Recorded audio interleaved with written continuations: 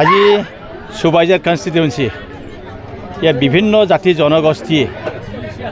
আৰু বিভিন্ন দলৰ পৰা স্পেচিয়েলি BPF আৰু GSP আৰু বিভিন্ন ৰাজনীতিক দলৰ পৰা আজি EPP দলত যোগদান হৈছে প্ৰায় 300ৰো অধিক ইয়াত জইনিং হৈছে মানে সঁচা সঁচিকৈ আজি বৰ ভাল লাগিছে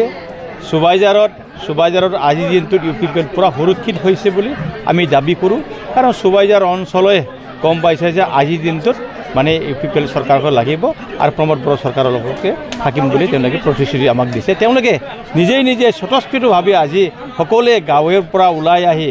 300ৰো অধিক মানুহ UPP দলত যোগদান কৰিছোঁ আমিও UPP দলৰ হৈ তেওঁলোকক আজি আঁকোৱালি লৈছোঁ আৰু UPP দলৰ কৰ্মী হিচাপে তেওঁলোকক ঘোষণা কৰিছোঁ থেংক ইউ দেখা গৈছে যে UTCত BJP আৰু UPP মিত্ৰজোঁট চৰকাৰ চলি আছে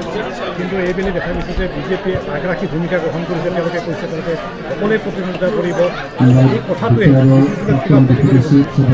সেইটো আমাৰ কাৰণে কোনো ক্ষতি নহয় আমাৰ কাৰণে ক্ষতি নহয় বৰঞ্চ এইটো ভাল ইংগিতহে আমাৰ কাৰণে